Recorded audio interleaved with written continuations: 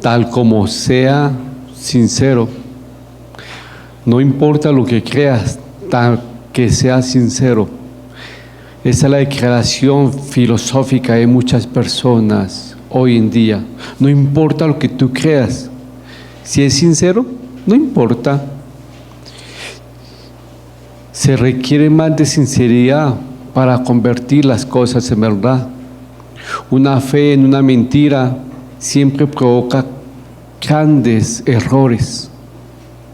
La verdad tiene que tener una fe genuina.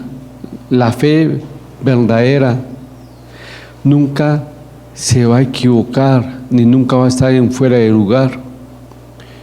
Si un hombre dice, quiero ir al sur, y coge para el norte, uno dice, no es sincero. Dice una cosa y hace otra cosa. Es imposible vivir una vida verdadera cuando se engaña uno mismo y engaña a los demás con mentiras. Es imposible vivir una vida genuina sin que nosotros no vivamos la palabra real. Dios nos revela su palabra, la cual es verdad. Juan 13 y Juan 17. Santificaos en la verdad, tu palabra es verdad.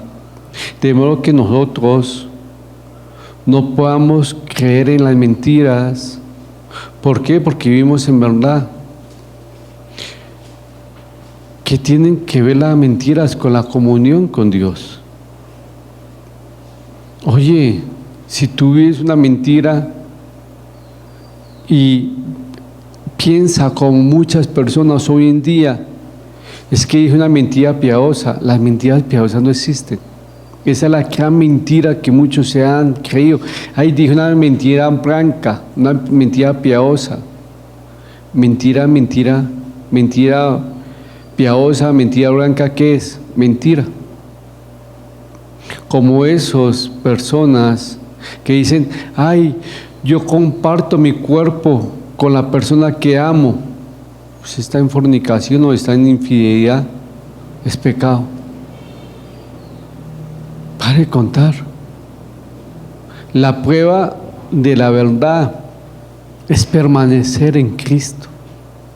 La prueba de la verdad es obedecerle a Él.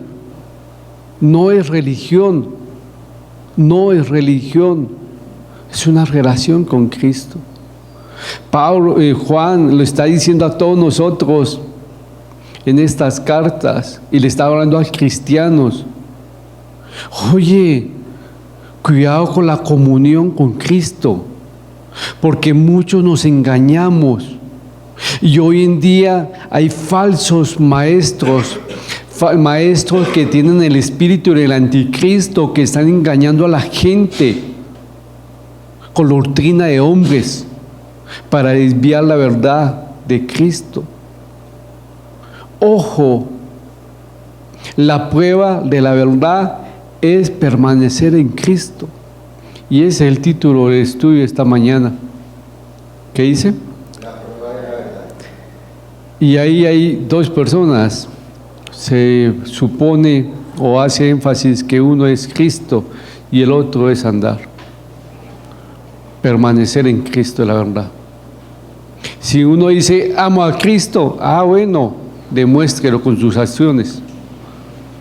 Es lo que estamos diciendo acá.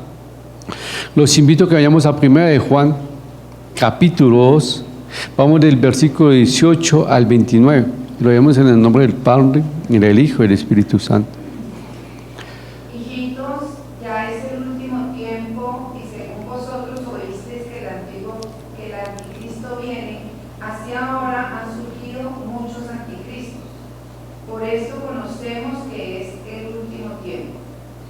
Salieron de nosotros, pero no eran de nosotros, porque si hubiesen sido de nosotros, habrían permanecido con nosotros. Pero salieron para que se manifestase que no todos son de nosotros. Pero vosotros tenéis la unción del Santo y conocéis todas las cosas. No os he escrito como si ignoraseis la verdad, sino porque la conocéis y porque ninguna mentira procede de la verdad. ¿Quién es el mentiroso sino el que niega que Jesús es el Cristo? Este es anticristo, el que niega al Padre y al Hijo. Todo aquel que niega al Hijo tampoco tiene al Padre. El que confiesa al Hijo tiene también al Padre. Lo que habéis oído desde el principio permanezca en vosotros. Si lo que habéis oído desde el principio permanece en vosotros, también vosotros permaneceréis en el Hijo y en el Padre. Y esta es la promesa que Él nos hizo, la vida eterna. Os he escrito esto sobre los que os engañan. Pero la unción que vosotros recibisteis de Él permanece en vosotros, y no tenéis necesidad que nadie os enseñe. Así como la unción misma os enseña todas las cosas, y es verdadera, y no es mentira, según ella os ha enseñado permanecer en Él. Y ahora, hijitos, permanecer en Él, para que cuando se manifieste tengamos confianza, para que en su venida no nos alejemos de Él avergonzados. Si sabéis que Él es justo, sabed también que todo lo que Él hace, todo el que hace justicia, es nacido de Él. Gracias, Nubi. Versículo 18 al 19, salieron del seno de la iglesia el peligro de la religión falsa, el espíritu del anticristo. En esos versículos Juan se dirige a sus lectores llamándolos hijitos, de una forma que le dice con amor hijitos, y él informa a ellos que ya están en los tiempos finales. Eso asocia, porque dice en los tiempos finales, él asociaba en los tiempos finales el regreso de Cristo, y ellos ya estaban esperando el tiempo final. Muchos dicen que ya estamos en el tiempo final también. ¿Por qué? Porque estamos esperando la venida de Jesucristo, igual que ellos. Pero Pablo y Juan ya sabía que habían dicho que estaban en los últimos tiempos, porque en esas épocas ya estaba andando muchas o unas cartas o unos libros del Nuevo Testamento. Entre ellos estaba la carta de Tesalonicenses, y la segunda carta de Tesalonicenses Pablo le advierte también a los hermanos en la fe que tuvieran cuidado de la manifestación de pecado, que iba a venir el anticristo. Entonces ellos ya sabían y también habían escuchado a Jesucristo enseñar acerca del anticristo y los falsos maestros. Mateo 24, del 15 al 24. Ellos ya tenían un conocimiento. Entonces cuando dice Pablo, cuando Pablo dice a los tesalonicenses, recuerden la venida de Cristo y Jesucristo también, ellos ya habían recibido la enseñanza de que el anticristo iba a venir. De modo que cuando Juan dice, vosotros habéis oíste del anticristo que viene, versículo 18, ya él hace énfasis que ellos ya habían escuchado por medio de esas fuentes. Después agrega que el anticristo viene, en versículo 18. Esta cita es como una advertencia para los últimos tiempos, sí. La referencia a muchos anticristos, que dicen muchos anticristos, muchos así, pero no más es un anticristo, ¿cierto? Pero acá dice muchos. Recuerden, cuando está diciendo muchos, se está refiriendo al espíritu del anticristo. Sí, han venido muchos, pero acá dice, salieron de vosotros, pero no eran de vosotros, porque si hubieran sido de vosotros, habían permanecido en vosotros, versículo 19. De ahí es aquí, el que permanece en Cristo está en Él. Aquí muestra que ellos pertenecían a la iglesia Y no quiere decir que cuando uno pertenezca a la iglesia, uno tiene que decir, él pertenece a la iglesia, asiste a la congregación local, entonces pertenece al cuerpo de Cristo. No. Una hay que es asistente a la iglesia. Hay muchos que son asistentes, pero no pertenecen a la iglesia. Y eso es lo que dice, y salieron de nosotros. Asistían a la iglesia, eran asistentes, pero no pertenecían a la iglesia de Cristo. Y aquí, ¿por qué? Porque si hubieran permanecido o fueran permanentes de la iglesia, no se han ido. Como muchos hoy en día asisten a la iglesia, escuchan la palabra de Dios, pero no permanecen. ¿Cómo así? Mire su vida lo refleja, no permanecen. Y eso es lo que puede decir, sí, no se sabe si son o no son. Cuando las personas participan de la naturaleza divina, el Espíritu Santo mora en uno, ¿cierto? Sí, ya lo sabemos. Cuando el Espíritu mora en uno, uno desea comunión con los hermanos, permanecer con los hermanos. ¿Ustedes han visto eso? Cuando usted permanece con Cristo, también desea permanecer con su cuerpo, con los hermanos en la fe. Y empieza a rechazar o a aislarse de las cosas que son del mundo. No, eso no me edifica espiritualmente, entonces no voy para allá. Porque uno ya está permaneciendo en Cristo y le gusta estar más en comunión con los hermanos en la fe. Recuerden lo que dice, ¿qué significa comunión? Tener algo en común. Nosotros tenemos a quién en común, a Cristo. Por eso, cuando una persona no tiene el interés de estar con Cristo, mucho menos vas a tener interés de compartir con los hermanos en la fe. Es muy fácil. Y acá los creyentes falsos que se mencionan en 1 Juan 2, no permanecieron en comunión, salieron. La permanencia en la comunión con Cristo es evidencia de que la persona es verdadero creyente. La permanencia de la comunión con Cristo es evidencia que el creyente es verdadero. Oye, sí, es cierto. Ellos decían, asistían, eran de nosotros, pero al fin no eran de nosotros, salieron de nosotros. Qué triste cuando uno es no más un asistente. Los anticristos habían sido puestos acá para que ellos estuvieran teniendo esa advertencia. Oye, van a haber anticristos, van a haber personas que tienen el espíritu del anticristo, muchos le dicen los anticristos.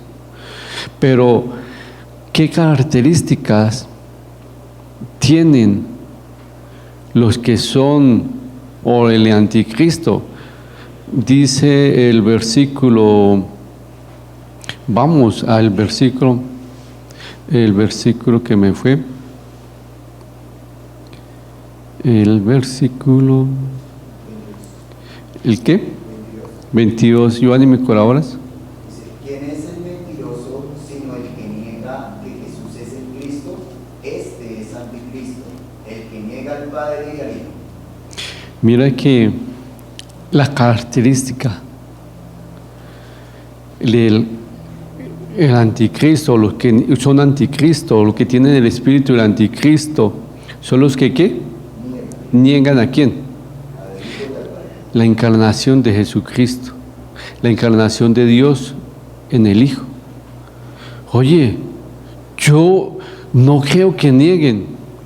Sí lo niegan. No lo niegan porque ellos oran a Jesucristo. Mire, lo tienen ahí. Pero no lo tienen como el único mediador entre Dios y los hombres. Tienen a otras imágenes, a otros santos. ¿Qué están haciendo ellos? Muchos no han visto eso. Ojo, eran de nosotros, salieron de nosotros, pero no son de nosotros. Y muchos ven que es una religión. No, es una relación con Cristo. El 22, leámoslo otra vez, Giovanni. ¿Quién es el mentiroso? Sino el que niega que Jesús es el Cristo. Este es anticristo, el que niega al Padre y al Hijo. Oye, negar a Jesucristo es poner otro intercesor, ponerlo en segundo plano. ¿Sí me van a entender? Y muchos no ven eso. Eran de nos, pertenecían de nosotros, pero realmente no eran. Pero aquí nos muestra la unción del Espíritu Santo que nos enseña 20 y 27. El Espíritu Santo, Juan menciona la unción que los creyentes habían recibido por el Espíritu Santo. Esta unción es algo interno y no externo. Es esa voz que le abre a uno. Mire que en el versículo 27 dice: la unción permanece en los creyentes. El Espíritu nos capacita para discernir entre la verdad y el error. Todos ahí estamos, ¿cierto? La unción del Espíritu Santo los guardará del error. Pero el 27, leamos el 27. Pero la unción que vosotros recibisteis de Él permanece en vosotros, y no tenéis necesidad de que nadie os enseñe. Así como la unción misma os enseña todas las cosas y es verdadera, y no es mentira. Según ella os ha enseñado, permaneced en Él. Mire que la unción del Espíritu Santo nos guardará del error. Juan dice que los hermanos conocían todas las cosas y no tenían necesidad de maestros. Esto no debe malinterpretarse para decir que los buenos maestros no son importantes. Hay muchos que han dicho: entonces no hay que buscar un buen maestro, no hay que estudiar porque el Espíritu Santo nos guiará para no tener error. Pero aquí dice: cuando venga el Espíritu de verdad, Él os guiará a toda verdad. Juan 16:13, el Espíritu nos guiará en toda verdad. Él traerá a memoria las enseñanzas de Cristo. Juan 14:26. Y uno lo ve: sí, cuando ustedes están compartiendo la palabra, ve que el Espíritu Santo les recuerda la enseñanza pasada, la palabra, y uno dice: sí, Él le muestra. Pero no es para malinterpretarlo diciendo: entonces no necesitamos los maestros. El papel de los buenos maestros bíblicos se define en Efesios 4:11 al 16. ¿Quién me cura ahora con Efesios 4:16? Porque aquí muchos dicen: no se necesitan que nos enseñen los hombres. ¿Y Giovanni me cura ahora? Sí.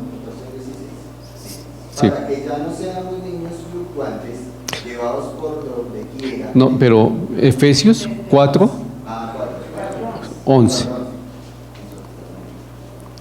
Dice: y él mismo constituyó a unos apóstoles, a otros profetas, a otros evangelistas, a otros pastores y maestros, a fin de perfeccionar a los santos para la obra del ministerio, para la edificación del cuerpo de Cristo, hasta que todos lleguemos a la unidad de la fe y del conocimiento del Hijo de Dios, a un varón perfecto a la medida de la estatura de la plenitud de Cristo, para que ya no seamos niños fluctuantes, llevados por donde quiera de todo viento de doctrina, por estratagema de hombres que para engañar emplean con astucia las artimañas del error, sino que siguiendo la verdad, en amor crezcamos en todo aquel que es la cabeza, esto es Cristo, en quien todo el cuerpo, bien concertado y unido entre sí por todas las coyunturas, que se ayudan mutuamente según la actividad propia de cada miembro, recibe su crecimiento para ir edificándose en amor. El papel de los buenos maestros bíblicos se define en esa cita, a fin de perfeccionar a los santos para la buena obra de Dios o el ministerio. No debe interpretar mal este versículo cuando un cristiano dice no necesitamos pastores ni maestros. De otra manera, Efesios 4 no debe estar en la Biblia. Más bien, Juan está diciendo, el Espíritu Santo es quien debe guiarnos a nosotros los creyentes mediante la palabra de Dios y no simplemente depender de los maestros humanos. Los maestros humanos son buenos, pero hay muchos que dependen 100% de los maestros.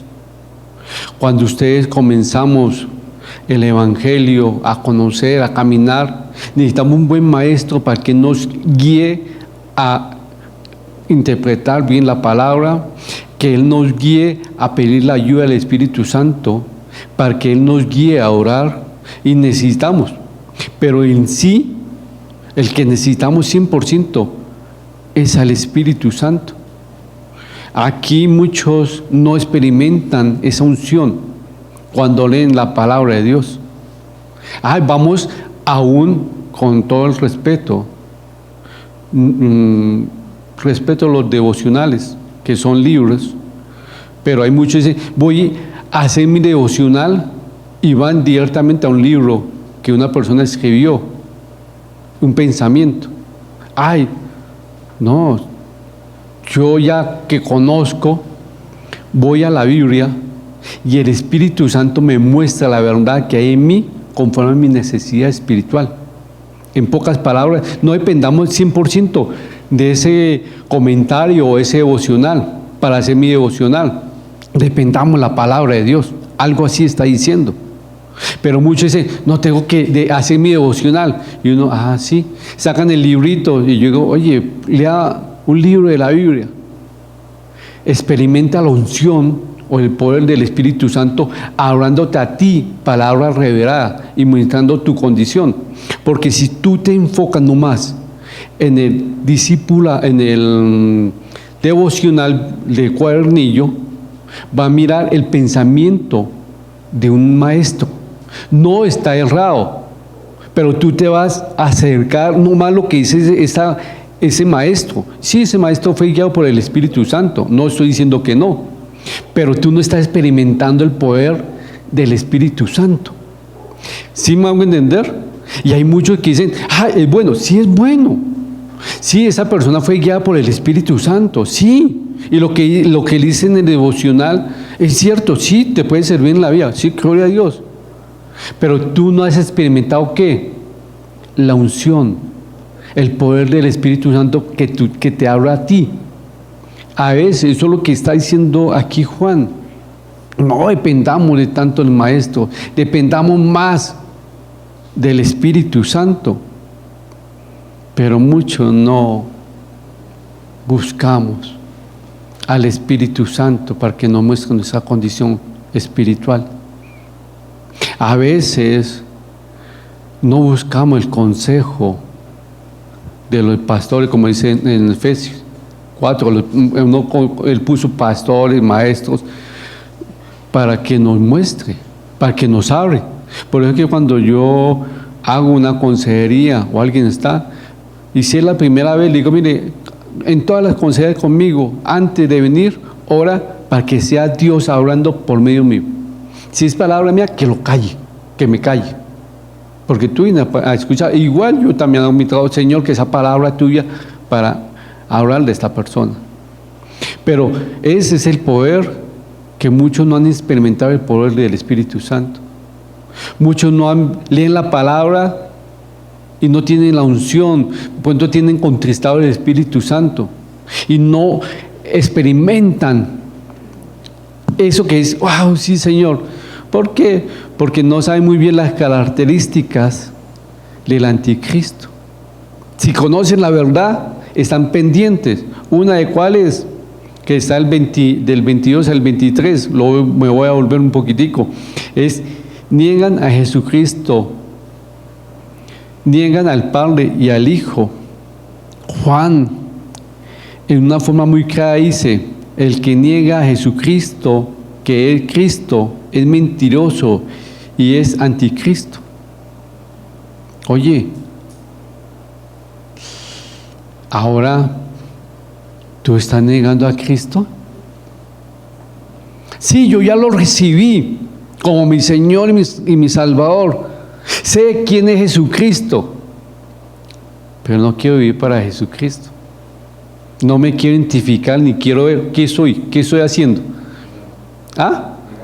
Negándolo. Y muchos dicen: usted tiene ahí el espíritu del anticristo, porque usted conoce la verdad, pero usted no se compromete, no quiere vivir con él. Y dice: ah, no, ya no. Pero usted conoce la verdad. Entonces, muchos dicen: eres un anticristo. No quiere nada con Cristo. Ahora, la pregunta es, para un creyente, ¿quién es Cristo?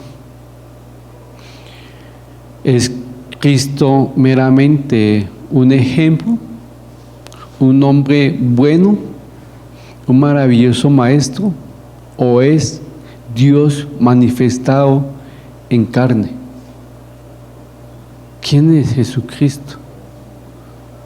Muchos cristianos dicen: Jesucristo es un buen ejemplo, Jesucristo fue un buen hombre, Jesucristo fue un buen maestro.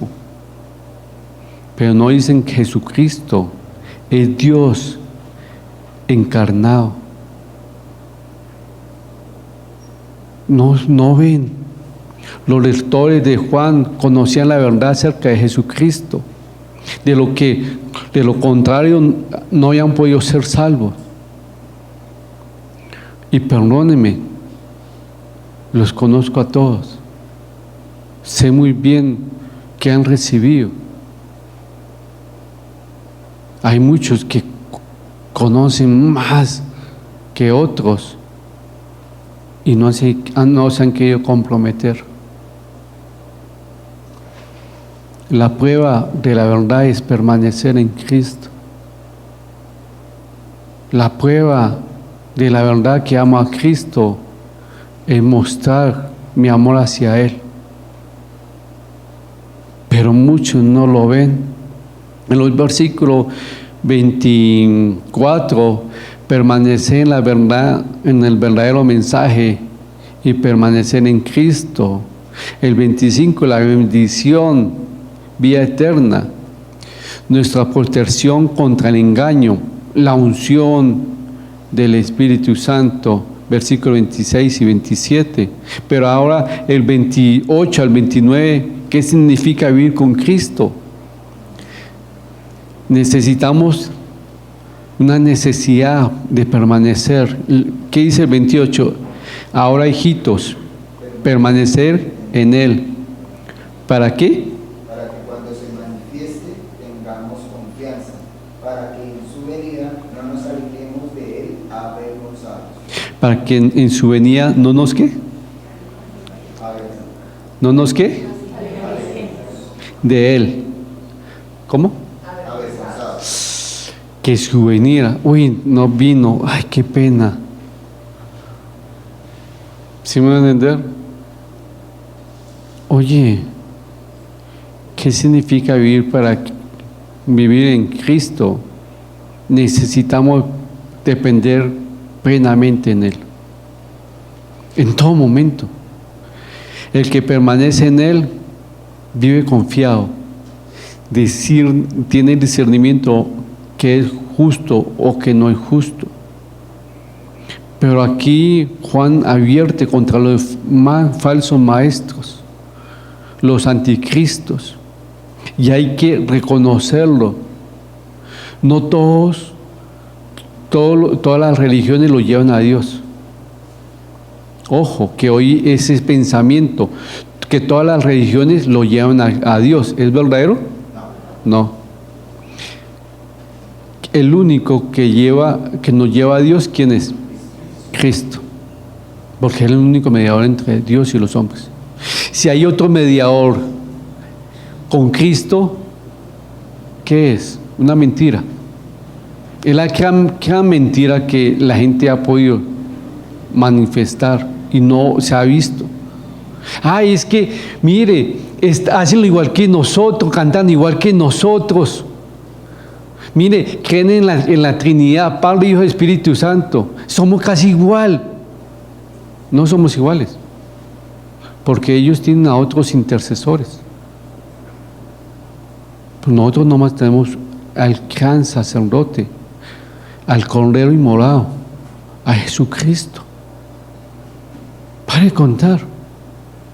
A mí, que hay santos, sí, somos santos los que vivimos para Cristo, existe, pero Dios dijo, no hagan imagen de lo que está acá en el cielo ni en la tierra. No hagan. Al único que hay que pedir a quién es, a Dios Padre, por medio del Hijo Jesucristo, con la guía del Espíritu Santo. Fácil. La prueba de la verdad que es permanecer en Cristo. Si ustedes dicen, yo soy cristiano, sí, muéstrelo con su diario vivir, muéstrelo. Pero es que él peca.